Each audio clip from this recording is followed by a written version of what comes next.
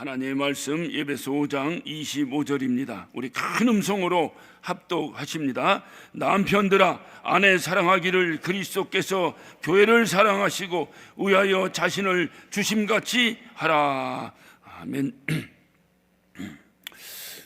어떤 부부가 이제 칠순을 맞이해서 기념으로 이스라엘의 성지순례를 떠났습니다. 떠났는데 이 남편이 불행히도 그 성지순례를 하던 도중에 건강에 이상이 있어서 이제 심장마비로 이제 숨졌습니다. 큰일이 났습니다.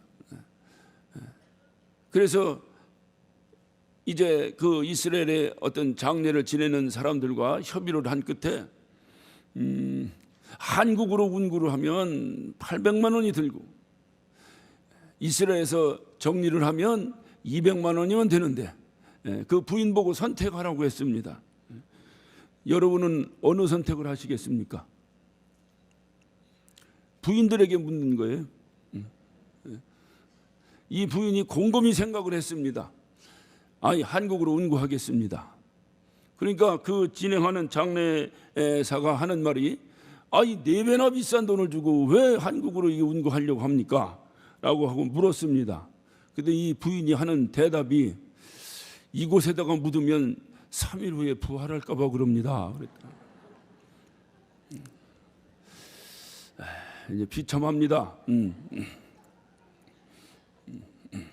제가 언젠가 어느 분의 장례를 이렇게 집례하면서 설교를 했습니다. 설교를 하면서 그 고인에 대해서 돌아가신 분을 이분은 고약한 분입니다. 이분은 못된 분입니다. 이렇게 하기는 그렇잖아요. 그래서 참 좋은 아버지로서 좋은 남편으로서 자상하고 또 가정을 잘 돌보신 분이십니다. 라고 이렇게 소개하면서 장례를 이렇게 했습니다. 아내에게도 아주 훌륭했던 그러한 남편의 모습을 봤습니다. 사실은 보지 못했어요. 못했는데 이제 그렇게 설교를 했습니다. 거기 와 있는 조객들을 위해서 들으라고 하는 소리였습니다. 나중에 예배가 다 끝났습니다. 끝나고 났는데 그 상주인 아들이 저한테 와서 그래요. 목사님 설교하시는데 우리 어머니가 귓속말로 뭐라고 했다는 거예요. 그래서 뭐라고 하시더냐 하고 물으니까 우리 목사님 누구 얘기하시는 거예요? 이렇게 묻더라는 거예요.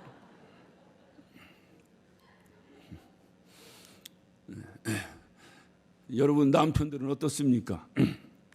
5월은 우리가 아까도 광고 드렸다시피 가정의 달입니다. 교회에서 원력을 만들면서 5월은 가정의 달이다 한 것은 이 가정이 참으로 중요하기 때문에 우리의 신앙생활에 이렇게 5월을 가정의 달로 이렇게 정했습니다. 예전부터 어른들이 하시는 말씀이 가화만사성이라 집안이 행복하고 집안에 기쁨이 넘치면 모든 일을 다 이룰 수 있다라고 하는 덕담을 많이 하셨습니다.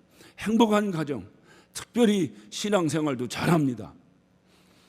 가정이 행복할 때 신앙생활에 기쁨이 있습니다. 그래서 목사들의 주된 관심은 여러분의 가정은 평안하십니까? 라고 하는 것이 목사들의 주된 관심입니다.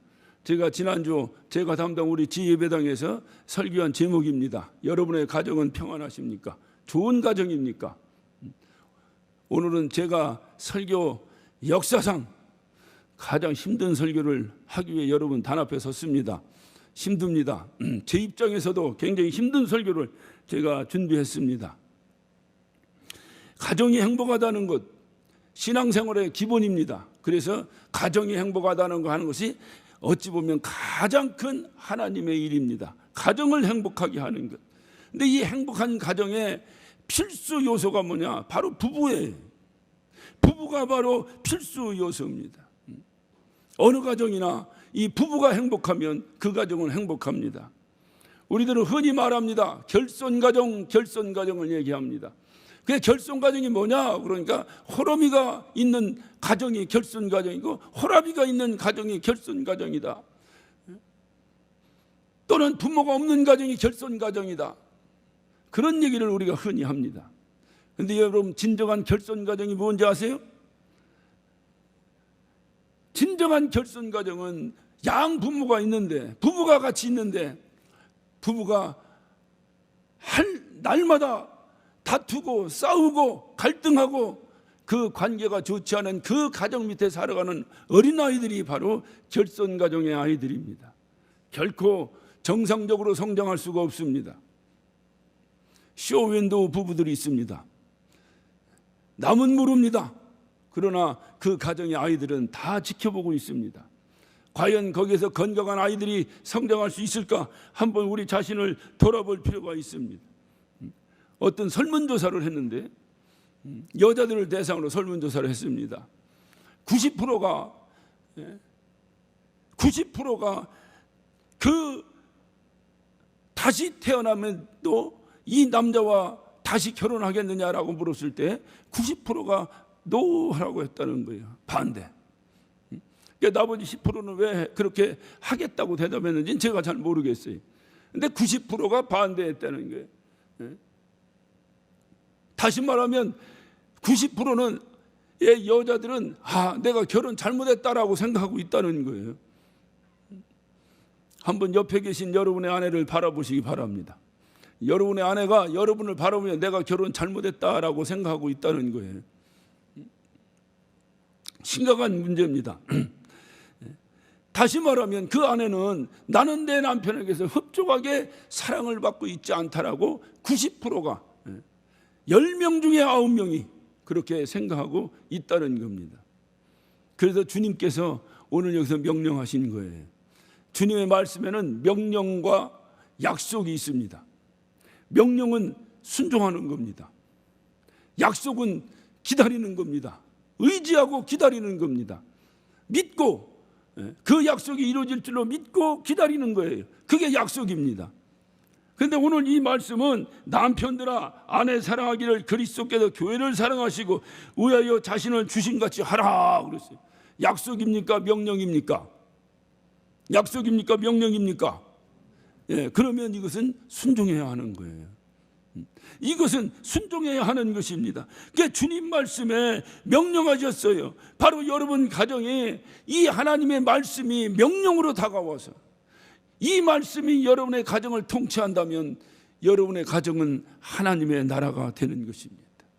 오늘날 하나님의 나라의 복음이라고 하는 말씀으로 우리 목사들이 세미나를 한번 했어요. 과연 하나님의 나라가 어딜까? 우리가 죽어서 가는 곳 그것만이 하나님의 나라일까? 아니면 이 땅에서도 하나님의 나라는 편만이 펼쳐질 수 있을까?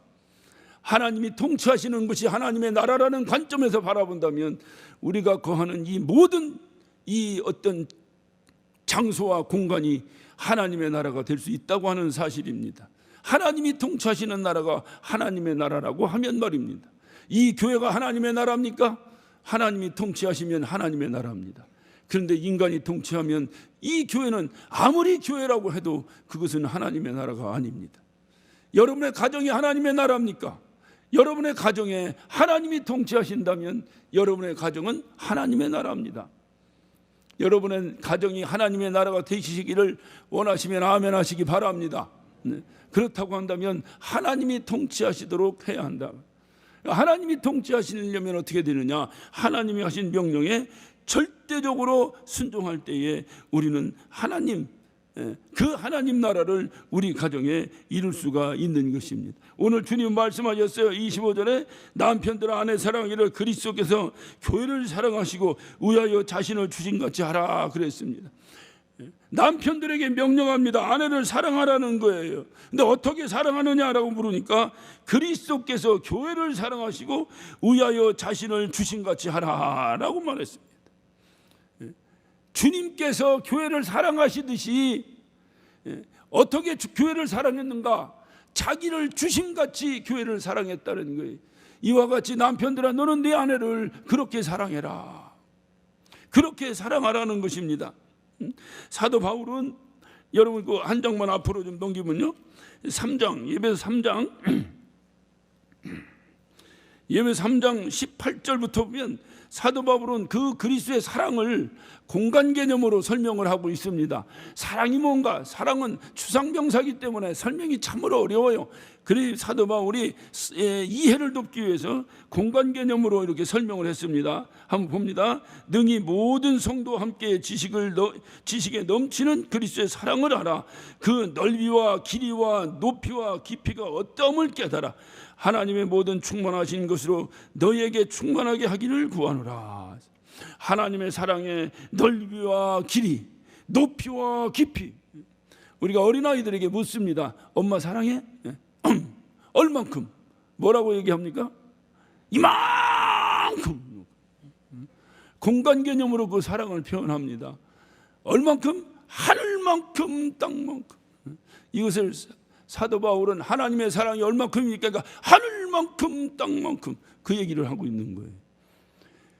높이 하늘 그 끝에서 깊이 이 땅 끝까지 편만하게 하나님의 사랑이 안 미친 것이 없다는 거예요. 하나님의 사랑의 크기는 그만하다는 것입니다. 하나님의 사랑의 넓이는 어떠냐? 태초부터 이제 이 세상 끝날까지 하나님의 이 사랑의 넓이와 길이는 그렇게 된다는 거예요. 이렇게 크고 큰 하나님의 사랑, 그 사랑이 바로 과연 뭐냐? 교회를 사랑하되 자기의 몸을 주신 것 같다.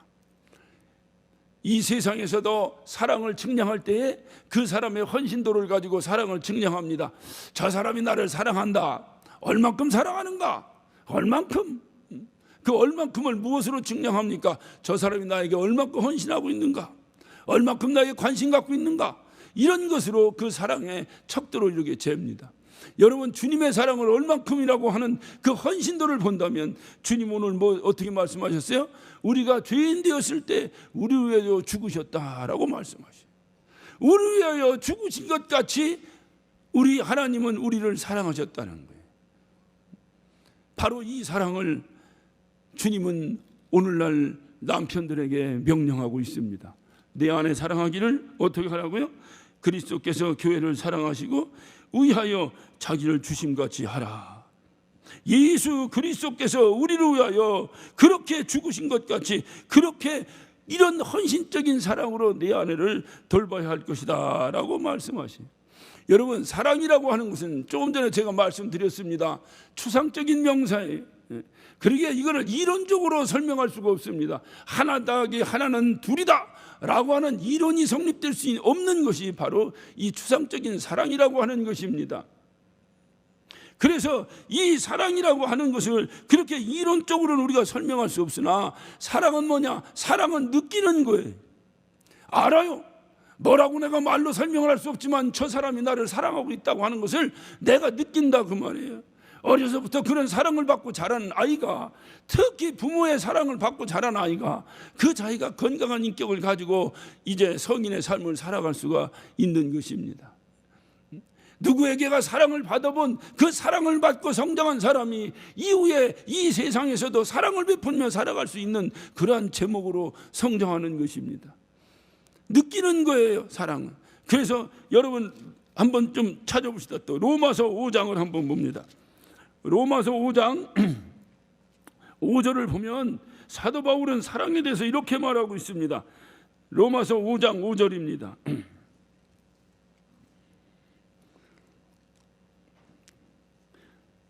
로마서 5장 5절입니다. 중요하니 함께 우리 다 같이 시작. 소망이 부끄럽게 아니함은 우리에게 주신 성령으로 말미암아 하나님의 사랑이 우리 마음에 부은 바 됨이니. 하나님께 사랑을 어디다 부었다고 하셨습니까? 어디다 부었다고 하셨습니까? 우리 마음에 부었다는 거예요. 왜 마음에 부었습니까? 사랑을 느끼라고. 사랑을 머리에 부을 수도 있습니다. 이론적으로 사랑을 측량할 길 없기에 하나님은 머리에 사랑을 붓지 않았습니다. 사랑을 마음에 부었다는 겁니다. 성령으로 사랑을 마음에 부었다는 겁니다. 그래, 성령 충만이 뭐냐? 날마다 마음으로 하나님의 사랑을 느끼며 사는 것이 성령 충만입니다. 이렇게 내 아내가 느끼도록 남편들에게 명령합니다. 그렇게 사랑하라는 거예요. 느끼도록. 내가 사랑하는 걸 몰라?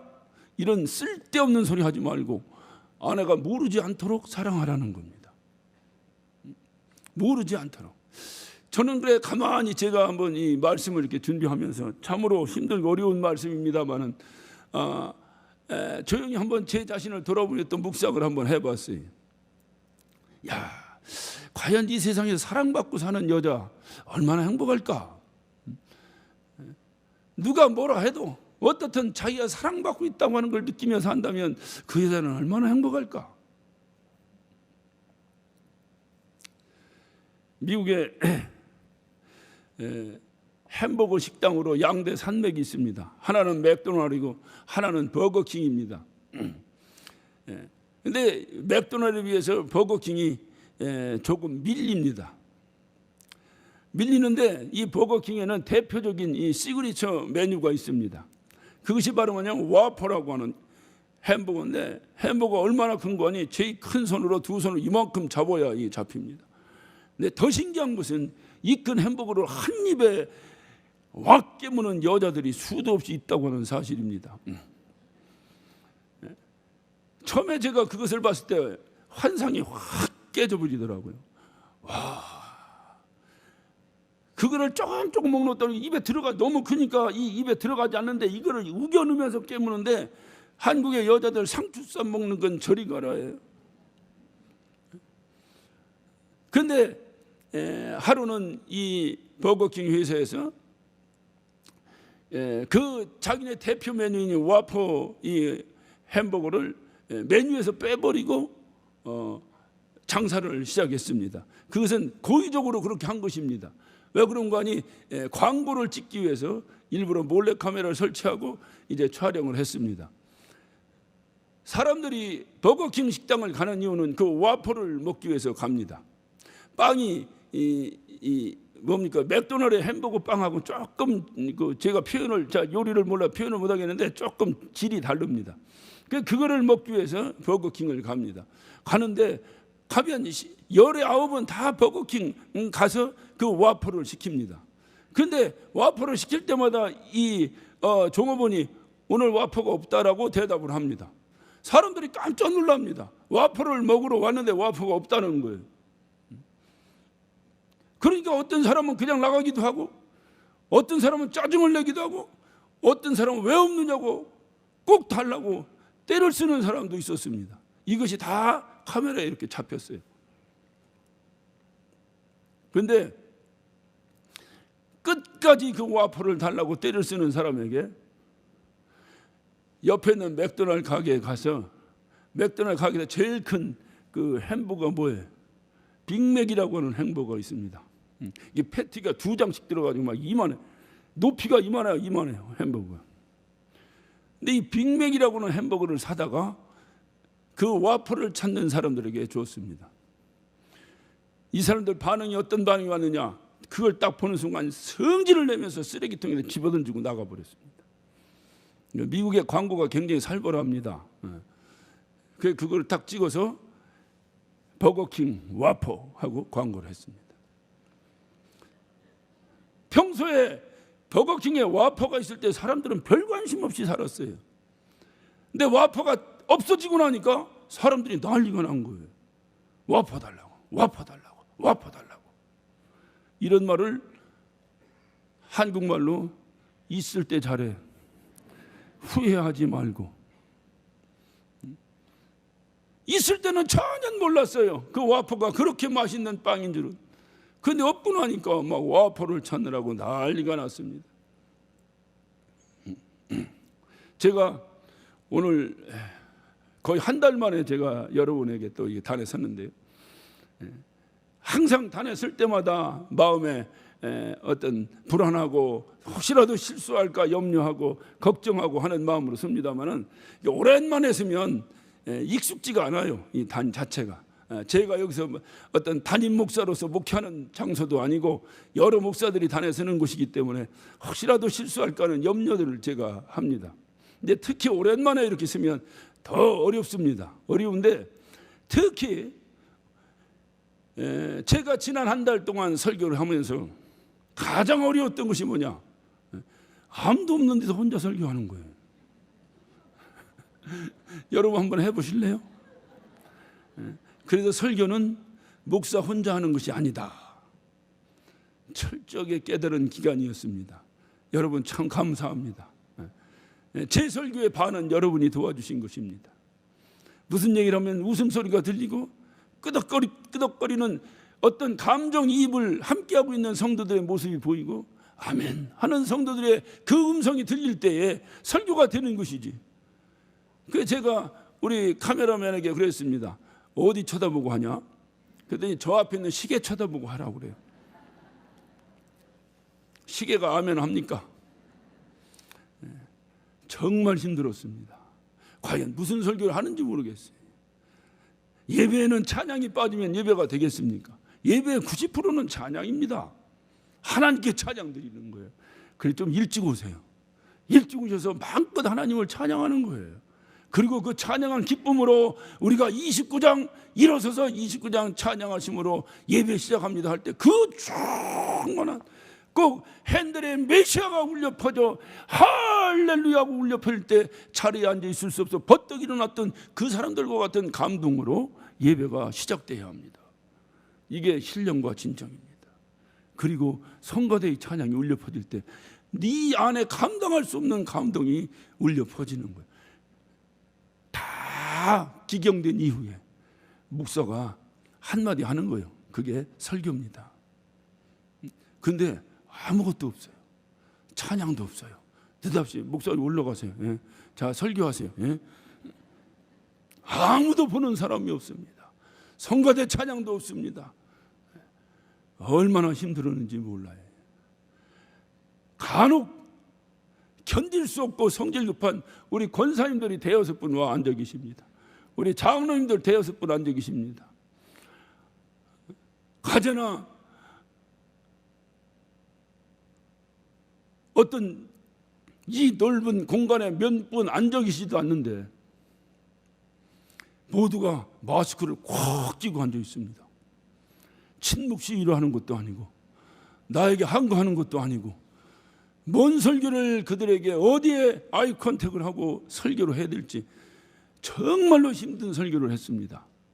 근데 오늘 또 생소하게 여러분의 얼굴을 보며 설교하려니 또 이게 또 생소하네. 또 생소해. 그래도 얼마나 감사한지 모르겠어요. 이런 날 좀 더 자유로운 설교를 했으면 참 좋겠는데 하필이면 가정의 달이라고 그래서 제가 이렇게 힘든 설교를 하려니까 굉장히 힘든데 만약에 이 설교를 아무도 없는 시계를 보고 저 혼자 한다면 어땠을까요? 그래서 또 감사하고 특히 우리 성가대 너무 감사합니다. 성가대하고 제가 눈을 마주쳐 보질 못했어요. 옆에 앉아 있어서. 근데 오늘 좀 눈 좀 한번 봐면서 감사합니다. 어떤 분이 성가대인지 오늘 처음 뵙게 되네요. 있을 때 잘해야 되는데 있을 땐 모르잖아. 성가대는 의뢰이 서서 하는 줄 알고 찬양단은 의뢰이 때가 되면 올라와 하는 줄 알았지 그들의 사역이 얼마나 귀한 것인가를 아무도 모르고 우리는 예배에 참여했습니다. 없어 보니까 여러분 무엇을 느끼셨습니까? 집에서 예배해도 된다고 어떤 분들은 그렇게 얘기합니다. 뭐 포스트 코로나를 준비하라. 이제 각각 집에서 이렇게 이런 매체를 통해서 예배해도 이제 능히 할 수 있는 이제 모이는 교회가 아니라 흩어지는 그런 교회가 돼야 된다. 별 똑똑한 사람들이 별소리를 다 합니다. 여러분 예배는 결코 그렇지 않습니다. 최선을 다해서 모이는 거예요. 모이기를 심술하는 거예요. 모여서 함께 예배할 때 그래도 예배 같은 예배를 드릴 수가 있는 거예요. 이루는 다 맞습니다. 이루는 내가 교회예요. 이루는 내가 어느 곳에 있든지 어느 장소에 있든지 하나님께 예배할 수 있어요. 그러나 실질적으로 그렇게 됩니까? 이론은 다 맞습니다. 정말로 그렇게 됩니까? 정말로 여러분이 교회 나와 이렇게 앉아있는 것처럼 정정하고 앉아서 양복을 입고 넥타이를 메고 정중하게 앉아서 이렇게 하나님께 예배드린 가정이 몇 가정이나 있겠습니까? 저희 코로나가 창궐하여 도저히 모일 수가 없고 국가 시책이 그렇고 주변의 환경이 그래서 모일 수가 없어. 할 수 없이 가정에서 모인다면 그것은 어쩔 수 없겠지만 모일 수 있으면 모여야 합니다. 그리고 모일 수 없으면 그 모일 수 있는데도 모일 수 없는 그 안타까운 마음을 가지고 각각 흩어져서 가정에서 예배를 하는 것입니다. 교회 안 가니까 편하네. 어떤 사람은 주일날 화장 안 하니까 편하다는 거예요. 웃으시는 분은 뭔가 자기 감정인 줄 착각하고 계신 것 같아요. 하나님께 드려지는 예배는 내 정성이 필요한 거예요. 정성이 필요한 거예요. 여러분, 자녀 결혼시키려고 사돈 만날 때 그냥 몸빼바람으로 나갑니까? 얼마나 여러분 정성껏 꾸미고 그 사돈과의 첫 대면을 위해서 나갑니까? 그런데 하물며 하나님 앞에 나가는데 내가 편한 자세로 편하게, 물론 그렇다고 해서 하나님 말씀 안 듣는 것도 아니고 그렇다고 해서 예배 안 하는 것도 아니지만, 그러나 내가 하나님께 준비된 마음이 아니면 그 예배가 결코 나에게 어떤 의미가 있겠는가 생각할 때에 할 수 있으면 모이는 거예요. 모이지 못하게 될 때는 할 수 없지, 흩어져서 간절한 마음으로 예배를 하는 거예요. 몇 달 동안 모이지도 못하고, 저는 설교자 입장에서 또 목사 입장에서 예배당에 또는 신방도 제대로 못하고, 제가 어제도 신방을 하면서 그 가정에 가서 그랬습니다. 목사님 토요일인데 어떻게 오셨어요? 토요일이 어디 있어? 이제 신방 오라고 그러니까 난 할렐루야로 왔네. 하고 싶어도 신방을 못해. 교회에서 뭘 주었다고 나눠주라는데 문 열고 하고선 도망 나와요. 이게 무슨 목사입니까? 중요한 사실은 어쩔 수 없으니까 그렇게 한 것이지, 그것이 우리의 신앙생활에 안착되면 결코 될 수 없어요. 어쩔 수 없으니까 그렇게 예배한 거예요. 어쩔 수 없으니까. 여러분, 성가대도 이렇게 쓰고, 여기서 예배하신 분들은 지난주부터인가 이렇게 했으니까 익숙한지는 모르지만은, 저는 지난주에도 지역 예배당에 내려가고 이제 모처럼 본당에 올라오니까 오늘 처음 뵙는 분들인데, 성가대도 그렇고 우리 찬양단도 얼마나 제가 찬양단을 사랑하는데 오늘 정말 한 석 달 만에 얼굴을 처음 봐요. 얼마나 반가운지 모르겠어요. 없어 봐야 하는구나. 아내도 항상 옆에 있으니까 어느 때는 짜증도 나고 어느 때는 간섭하니까 귀찮기도 하고, 없어 보면 어떻던가요? 있을 때 알아야 되는데 있을 때 그걸 모르는. 얼마 전에 SNS를 통해서 그 피아니스트 백건우 씨 부부에 대한 그 기사가 이렇게 실린 것을 제가 봤습니다. 그의 아내는 여러분 잘 아다시피 영화배우 윤정희 씨입니다. 우리 어렸을 때 우리의 마음을 홀딱 뺏어갔던 배우가 바로 윤정희입니다. 그런데 제가 깜짝 놀란 건 그 윤정희 씨가 10년째 치매에 걸려 있다는 거예요. 그래 지금 현재 상태는 자기의 딸 얼굴을 구별하지 못할 정도다. 심각합니다. 남편이 피아니스트이기 때문에 전 세계를 돌아다니며 연주회를 합니다. 연주회를 할 때마다 이 남편은 귀찮게 생각하지 않고 자기 아내를 데리고 다닙니다. 사랑하니까, 그 아내를 사랑하니까 데리고 다닙니다.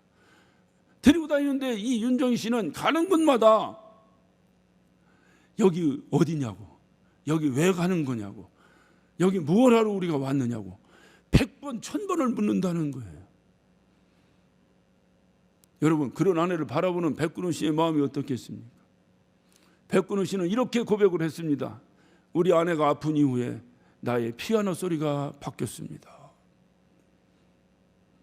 저는 그 내용을 읽으면서 윤정희 씨는 행복하겠다. 사랑받는 아내, 남편에게 사랑받는 아내, 반대로 말한다면 남편에게 사랑을 받지 못하는 아내, 가장 불쌍한 사람 아니겠습니까? 그래서 어떤 여자들은 그렇게 말합니다. 자식 때문에 산다고. 여러분, 이 세상에 사는 부부 가운데서 할 수 없이 사는 부부, 자식 때문에 할 수 없이 산다고 하는 부부가 있다면 그 가정이 과연 행복한 가정이 되겠습니까? 5월 가정의 달에 한번 여러분 가정을 점검해 보시기 바랍니다. 나는 왜 이 남자하고 사는가? 나는 왜 이 여자하고 사는가? 혹시 자식 때문에 산다고 하는 것은 아닌가? 쇼윈도 부부라고 하는 신정어가 있습니다. 겉으로는 아름답고 사랑하는 정상적인 부부관계의 그 부부인 것 같이 보이지만 뒤에는 그렇지 않다고 하는 부부들을 칭해서 하는 말입니다.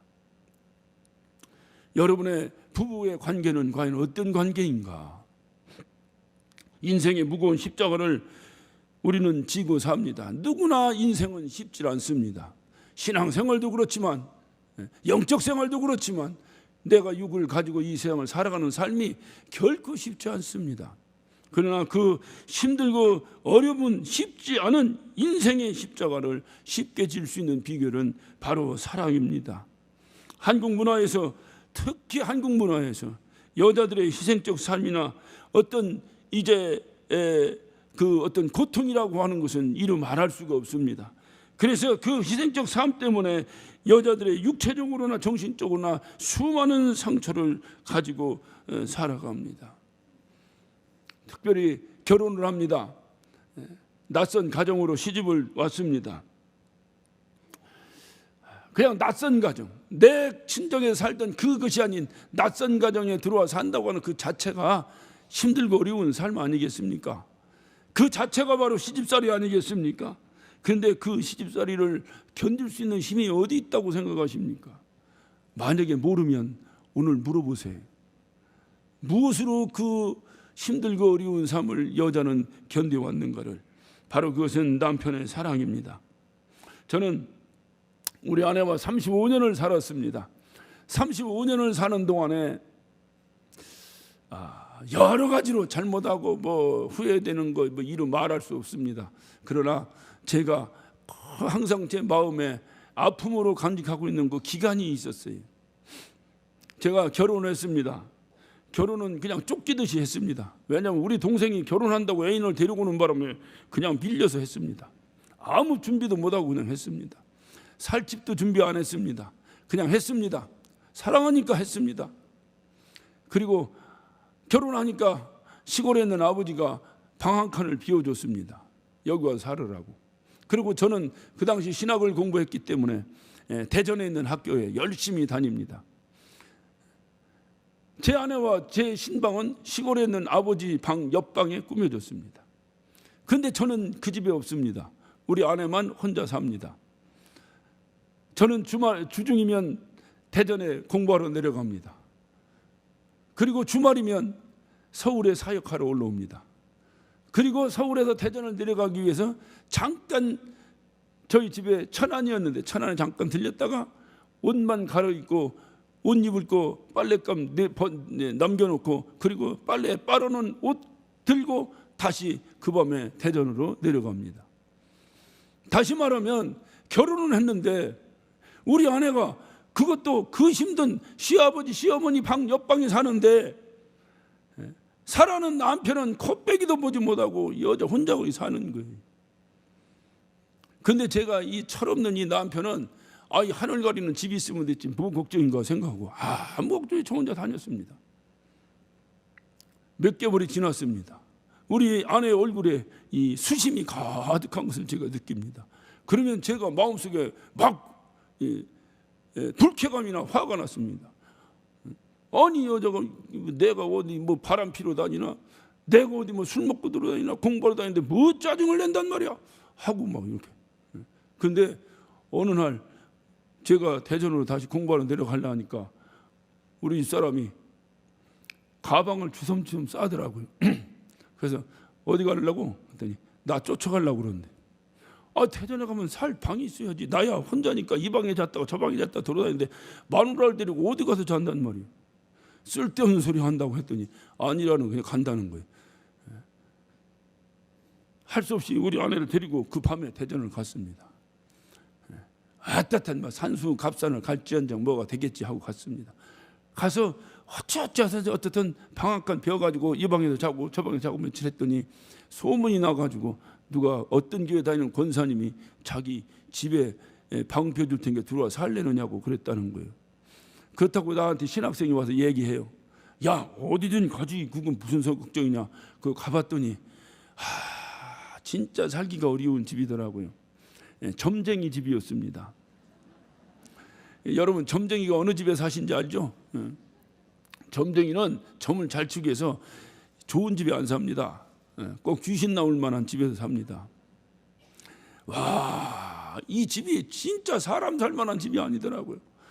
그런데 내가 산다면 점쟁이 당장 내쫓고 우리에게 그 방을 주겠다는 거예요. 얼마나 감사한지 땡큐 하고 들어갔습니다. 그때 유행했던 노래가 점쟁이 집 변하여 전도사 집 됐네. 그 집에 살아요. 사는데 자고 일어나면 이 방 틈 이렇게 된 여기에 금이 쫙 까갖고 하늘이 보이는 거예요. 그러면 또 신문지로 붙입니다. 붙이고 자고 일어나면 또 벌어집니다. 왜 벌어졌겠어요? 집이 점점 기울고 있다고 하는 증거입니다. 그때 제 아내와 저게 기도 제목은 수세식 화장실 있는 집에 살았으면 좋겠다고 그것을 기도했어요. 저는 그때 그것을 생각하면 항상 가슴이 먹먹합니다. 아, 미안하다. 이거 내가 큰 잘못을 했구나. 정말로 잘못을 했구나. 철 들고 나서 생각하니까 여러분 생각해, 시집이 뭐야? 시어머니 시아버지가 뭔데? 아니 사랑하는 남편이 있으니까 시아버지 시어머니도 있고 시집도 있고 다 있는 거지. 남편도 없는데 그 집이 뭔데 나하고? 그런 생각 안 해보십니까? 내 남편을 사랑하니까 시아버지도 존경하고 시어머니도 존경하는 것이지, 내 남편과 아무런 왼수 같은데 그 시집 식구가 과연 나하고 뭔데? 남자는 철들면 주님 만난다는데 제가 이제 철들었습니다. 그때 생각하면 가슴이 먹먹해. 야, 진짜 내가 우리 아내에게 정말로 못 쓸 짓을 했구나. 요즘도 가끔 아내에게 미안한 마음이 들 때 우리 결혼 사진을 이렇게 한번 봅니다. 신기해요. 어느 가정이나 동일하리라고 생각을 합니다. 결혼 사진을 보면 대개 신랑은 뭔가 촌스러워요. 2대8로 머리 딱 꺾고 곤색 양복에 빨간 넥타이 메고 부동자세 서 있습니다. 그 옆에 서 있는 순백색의 드레스를 입은 아내의 모습은 이제까지 본 적이 없을 정도로 아름다운 모습으로 서 있습니다. 어느 가정이나 동일하리라고 생각합니다. 그리고 지금 모습을 한번 보세요. 세월이 흐르고 나는 이렇게 멋있어졌는데 제 아내의 모습은 이상한 노인으로 변해가기 시작합니다. 이것이 비단 우리 집의 일뿐일까요? 여러분의 가정의 부부는 괜찮습니까? 여러분의 아내의 그 10년, 20년, 30년, 40년, 50년 전에 여러분에게 처음 시집 왔을 때 그 아름다웠던 그 모습이 지금도 여러분의 아내의 모습에서 여전히 남아 있습니까? 주책 없는 신랑은 이렇게 얘기합니다. 아, 당신 옛날엔 참 이뻤는데. 이런 주책 바가지. 그러면 지금은 어떻다는 얘기? 왜 이 여자가 옛날에는 이뻤는데 지금은 이렇게 됐을까요? 왜 이 여자가 옛날에는 이뻤는데 왜 지금은 이렇게 됐냐 그 말입니다. 내 아내가 쪼그라진 만큼 내가 멋있어져 버린 거예요. 남자들은 나이가 먹을수록 중후해지고 멋있어집니다. 새 신랑이 양복 입고 서 있으면 꼭 아버지 양복 빌려 입은 것 같고 뭔가 허주하니. 그런데 세월이 흐르면 남자는 멋있어집니다. 누구 때문에 그렇게 됐을까요? 아내의 초라함이, 아내의 그 예쁘고 멋있었던 그 모습이 나에게로 넘어와 버린 거예요. 아내의 희생이 없으니 어떻게 오늘날 그렇게 멋진 어떤 모습으로 남자들의 모습이 변할 수 있겠습니까? 결혼 사진을 이렇게 보면서 항상 이게 느끼는 거예요. 그래서 어느 때 미안하니 또 아내에게 어떤 평소에 잘 하지도 않던 칭찬도 한마디씩 하고 합니다. 근데 제가 한 가지 잘하는 건 있어요. 그게 뭐냐? 저는 음식 칭찬을 잘합니다. 아내를 기쁘게 하는 것, 그 큰 돈 드는 일 아닙니다. 저는 항상 밥을 먹을 때 왔다 진짜 이거 맛있네. 버릇처럼 저는 합니다. 저는 신방 가서 밥을 먹을 때도 전 그렇게 합니다. 정말 맛있다고.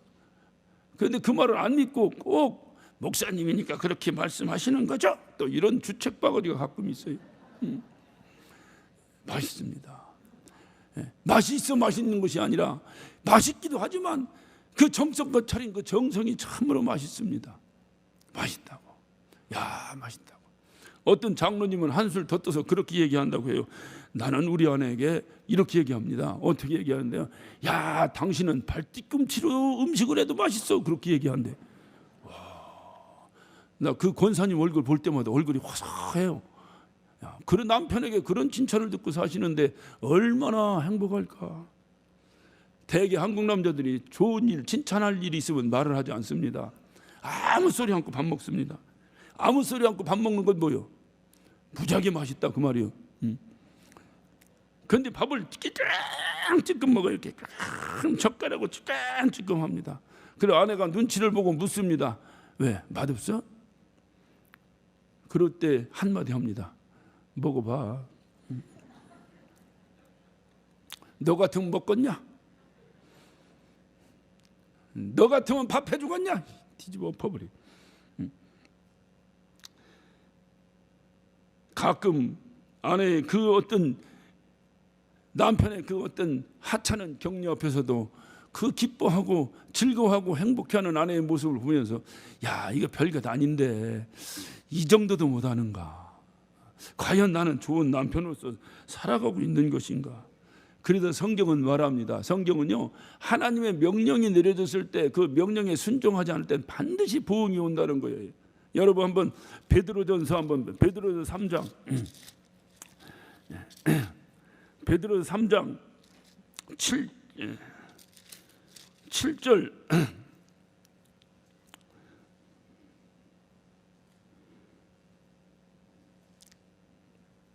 베드로전서 3장 7절입니다.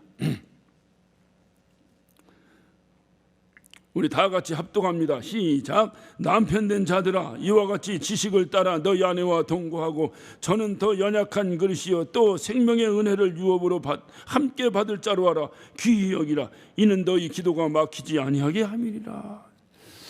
무서운 경고의 말씀이죠.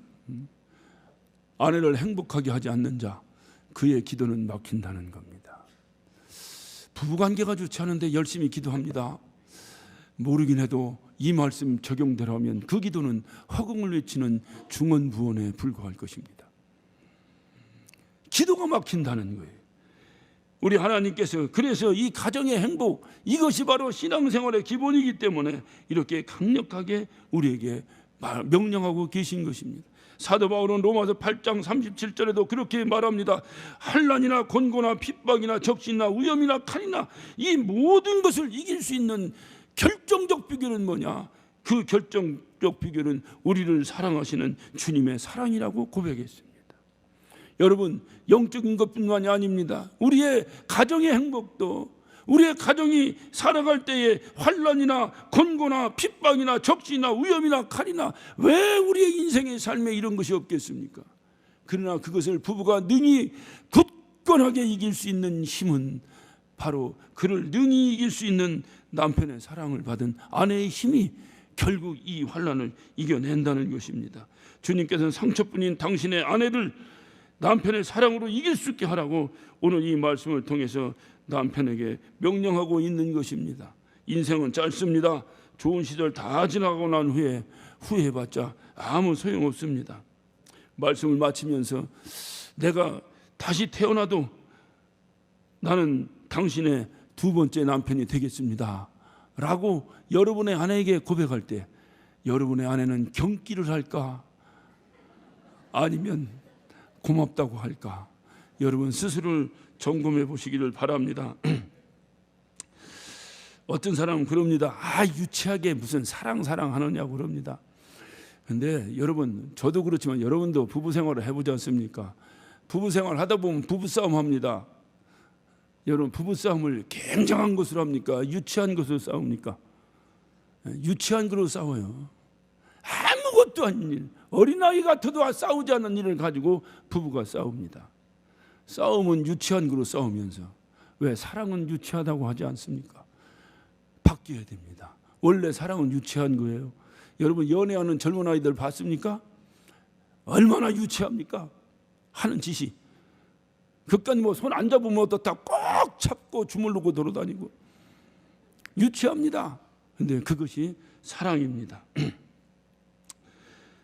생을 갑자기 나에게 마무리해야 될 절박한 순간이 다가온다면 여러분은 여러분 아내에게 문자를 오늘날 같으면 어떤 문자를 남기시겠습니까?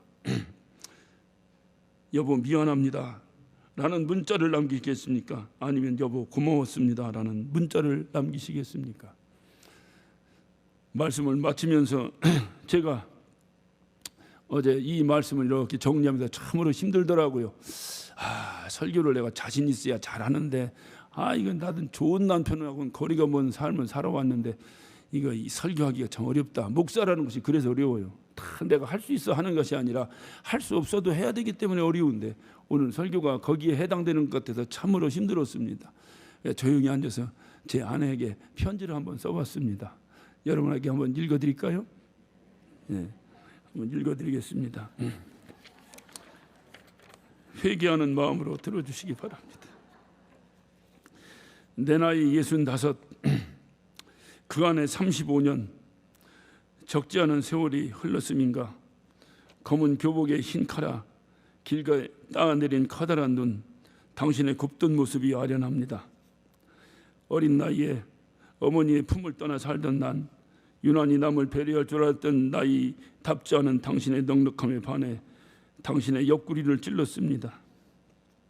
결혼기념일 잊지 말자고 국군의 날 택일했는데도 목회 핑계대며 한 번도 기억 못한 이 무심함에 미안함을 감추려고 쑥스럽게 손도 잡아보지만 마음이 먹먹하면 어찌할 수 없습니다. 당신은 지난 35년 동안 내가 힘들어할 때마다 함께 밤을 지새며 삶을 나누어준 좋은 친구였습니다. 당신은 지난 35년 동안 내가 잠을 이루지 못할 때마다 곁에 누워 자장가를 불러주던 어머니였습니다. 당신은 내가 목회의 무거운 짐에서 주저앉으려 할 때마다 함께 있어 힘이 되어주고 기도로 용기를 부어주던 나의 진정한 목사였습니다. 당신은 나의 결혼해서 35년 동안 한눈 팔지 아니하고 한 남편을 섬겨준 아름다운 아내였습니다. 당신은 두 딸과 하나 아들에게 주의 교양과 훈계로 양육하여 하나님의 사랑으로 키운 훌륭한 어머니입니다. 35년의 수고에 대한 주님의 훈장인가. 아름답던 당신의 육체에는 온통 질곡의 흔적뿐이요 남들은 겪지 않아도 될 상처까지 갖고 숨죽여 신음하고 고통하는 당신을 모른 척 등 돌려 누워보지만 죄인된 마음 금할 길 없습니다. 여보, 이제 흐르는 눈물을 닦으세요. 그리고 사랑하는 성도들과 함께 주님 나라 소망하며 살아갑시다. 저들이야말로 주님이 맺어주신 우리의 영원한 사랑의 동반자 아닙니까? 미안합니다. 그리고 감사합니다. 이제 당신도 회갑이네요. 회갑 여행 멋지게 보내주려고 했는데 그놈의 코로나 때문에 또 덧없는 약속이 될지 모르지만 이번 결혼기념일엔 꼭 기념여행 한번 합시다. 당신의 좋은 남편이 되기를 35번째 결심하며 I love you forever.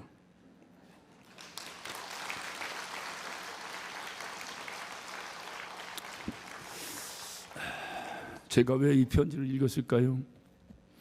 여러분 집에 가서 한번 써보시라고요. 여러분 가정에 정말 행복한 가정, 정말 아름다운 가정, 그래서 하나님께도 영광 드릴 수 있는 가정, 이 가정의 원천은 좋은 남편에게서 나옵니다. 저와 여러분 좋은 남편 됩시다. 좋은 남편 됩시다. 예. 마지막으로 여러분의 퀴즈 하나 드리겠습니다. 오늘 설교 제목은 당신은 좋은 남편입니까? 혹시 다음 주 설교 제목은 뭘까요? 기도합시다. 오늘 우리 한 목소리로 기도하실 때 여러분 가정이 제일 중요합니다. 여러분 가정만 잘 되면 교회는 저절로 됩니다. 여러분 가정만 행복하면 교회는 정말 행복합니다. 여러분 가정만 행복하면 여러분 성도와의 관계도 정말 행복합니다. 가정이 행복지 못하기에 교회에 와서 불만이 나오고요. 가정이 행복지 못하기에 누구를 만나도 누구를 만나도 불만이 나올 수밖에 없는 것입니다. 여러분, 우리 가정 행복한 가정, 하나님 그 행복한 가정에 나를 사용하여 주옵소서. 우리가 행복한 가정의 주인이 되겠습니다. 우리 다 같이 우리 한 목소리로 기도하십니다.